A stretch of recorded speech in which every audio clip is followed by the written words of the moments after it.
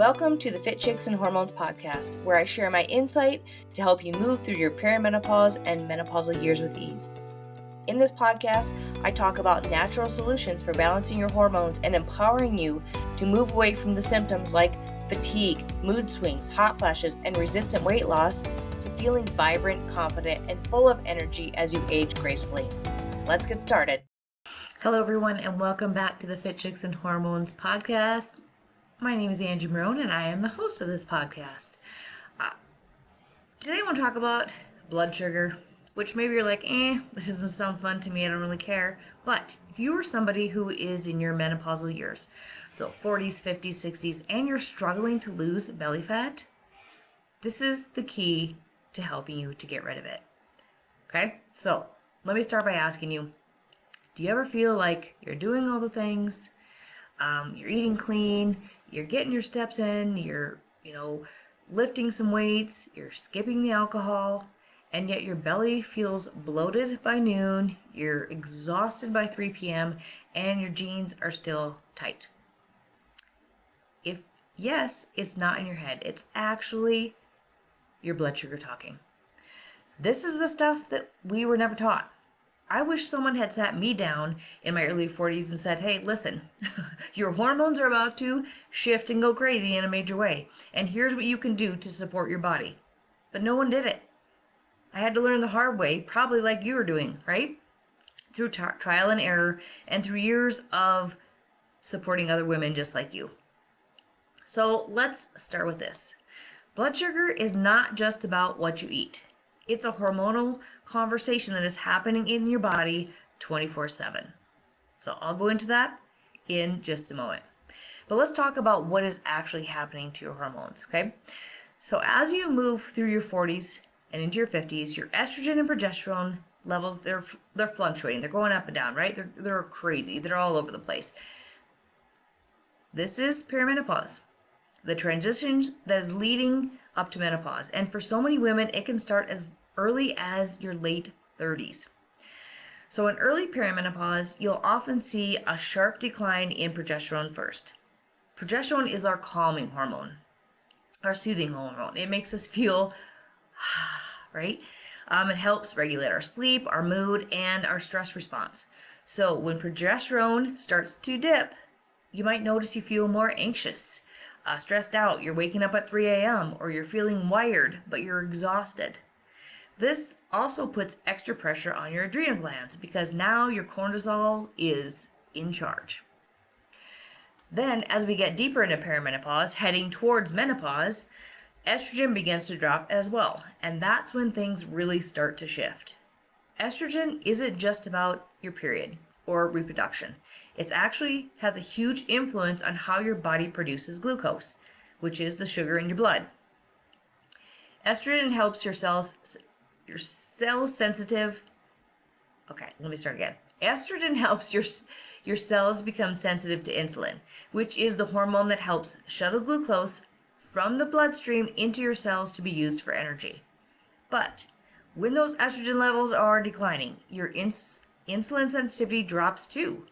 And what does that mean? That means your body is more likely to store fat instead of burn it, crave sugar and carbs for energy, experience a lot more blood sugar spikes after you eat your meals, head into crashes later, right? Leading to irritability, fatigue, brain fog. And guess what happens? Where does that fat go? Yep, right around your belly. Not because you're doing anything wrong, but because your hormones are literally reshaping how your body handles food and stress. So why do we become more sensitive to blood sugar? Well, let's talk a little bit about stress. You know how much I love to talk about stress and stress care. So when things like work pressure, aging parents, kids, teenage kids, poor sleep, all the decades of dieting, add to that the fact that your nervous system is already unstable. Well, when your blood sugar isn't stable, when you're spiking and crashing all day, it sends signals of danger to your body. And this is when your body responds by producing more cortisol, which is, again, your main stress hormone. Your cortisol raises your blood sugar even more, which gives you that quick energy to fight or flight. So you see a bear coming at you, what are you going to do? Are you going to freeze? Are you going to fight? Are you going to run? But you're not running from a bear. You're just managing life. You're just skipping lunch because you're busy. You're just dealing with the kids because you got all these things that are going on, right? We're going all the time. And now your cortisol is high. Your blood sugar is high. Insulin is hanging out in your bloodstream, and your body is in fat storing mode all day long. This is why you're not seeing the scale move. Add on top of that, poor sleep, which gets worse as your progesterone declines and your estrogen declines, and you've got the perfect storm for weight gain, inflammation, and feeling like you just have lost control of everything. So you're not crazy. It's not you, and you aren't really doing anything wrong, even though there are some shifts that you could change. But this is the real hormonal reality of perimenopause and menopause. But here's the good news, right? You can work with your hormones to start feeling better in your body. I've done it. I've helped many clients do it. You can do it too. So I'm going to share some things that you can do to help start shifting those hormones, to work with them, stop pushing against them and start working with them so that you can feel better in your body. And it's not about dieting. Nix the dieting. No more of that. Not about cutting out specific food groups. We're not getting rid of carbs. We're not getting rid of fats. It's more about regulation and helping your body feel safe again. So here are some simple shifts that will have the biggest impact on your menopausal body and help you to finally get rid of the weight and get rid of that belly fat. First thing you want to do is start with protein at every single meal, especially breakfast. And you should be eating that breakfast within 90 minutes of waking up. This one thing will change everything. Okay? So you want to start your day with at least 30 grams. If you can't get there, work your way up to it. 30 grams of protein to stabilize your blood sugar and reduce cravings later on in the day. If you find yourself craving all the food later in the day, let's get the protein in right away. So think things like eggs with turkey sausage, a protein smoothie with some collagen, whey protein, some chia seeds, or some grilled chicken with some veggies. You don't have to have your traditional breakfast, but 30 grams of protein, that is where you want to be hitting 90 minutes within waking, okay? Second thing you want to do is do not eat your carbs naked. You always want to pair them with fiber and protein. So if you're having some fruit, don't eat it by itself. Make sure you add some nut butter or some hard-boiled eggs or some beef jerky. If you're having some rice or some pasta, make sure you add some salmon or some chicken or some avocado.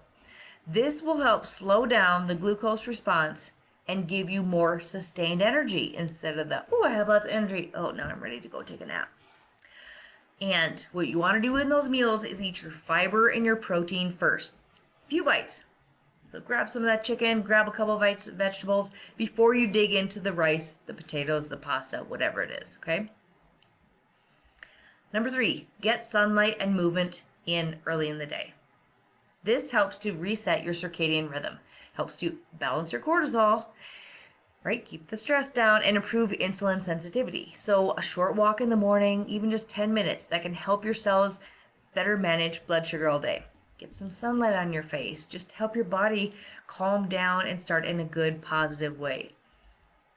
Next, you want to add walking after some of your meals, okay? So one of my favorite blood sugar hacks is after lunch or dinner, your biggest meals, you should say your meals later on in the day, walk for 10 to 15 minutes. That's it. Eat your meal, go for a walk. My husband and I, we try to do this often. I do this when I'm working at home. If I'm at the studio and I eat a meal, then I'm walking around doing things. I'm usually teaching a class afterwards, or I'm going to clean the studio or do something to move instead of sitting at my desk. 10 to 15 minutes, that's all you need, okay? It lowers your post-meal glucose spike and helps your body use food for energy instead of storing it on your body as fat. Or another super simple thing that you can do that I've been telling my clients to do is 20 squats, body weight squats, that's it. You can do them in your living room, you can do them at your desk, sit to your chair, you can squat to your chair, stand up, 20 of them. Just 20. That's it. Just move something, okay? Next is manage your stress like it's your job. I cannot stress this enough. And I know that sometimes it's easier said than done, but the more your nervous system is dialed down, the better your hormones can function. This could be 4 to 5 minutes of deep breathing. Inhale for 4, hold for 4, exhale for 4, hold for 4. Do that 4 or 5 times.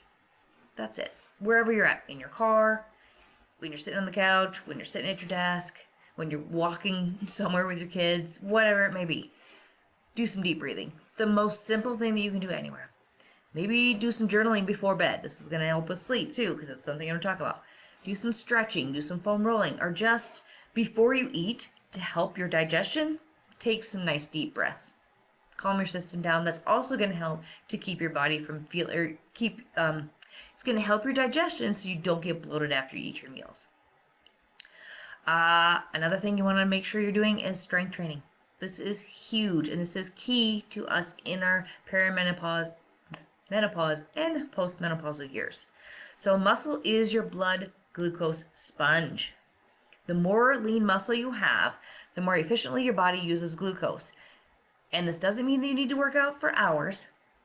30 to 40 minutes, that's it, 2 to 3 times a week. Lift some heavy weights and challenge your muscles. This can make a huge difference in your body's ability to balance blood sugar and also get rid of body fat. The more muscle you have, the less sensitive you will be to the glucose. Last thing is sleep is not optional. You must get some sleep. Fat loss does not happen without resting. If you're sleeping less than 6 hours a night, your insulin sensitivity is greatly reduced. Your cravings will go up and your metabolism slows down. That's not what we want. We want the opposite, right? Cravings to go down, metabolism to go up. So make sure you prioritize a sleep routine. Stay off of your screens. And make sleep a non-negotiable. Maybe you do some journaling, your deep breathing before you go to sleep. Maybe you start turning the lights down, whatever it is. Figure that out and keep that routine so that you do get great hours. Your aim is to be anywhere from 7 to 9 hours of good quality sleep, okay? I have podcasts on all these things I just talked about, so make sure to go back through, scroll through, and check them out. Definitely have talked about all of them at some point, more in depth, okay? So, here we are.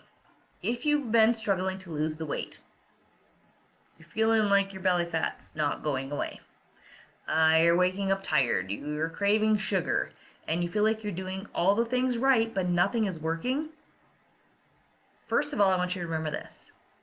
You're not broken. So don't let anybody tell you you're broken. Your body is communicating with you. It is giving you signals to tell you that it needs something different. It's asking for routine. It's asking for nourishment, foods that make it feel good.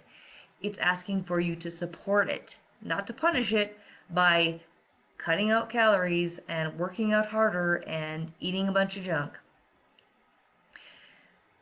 If you want to feel your ultimate best as you age, blood sugar balance is foundational.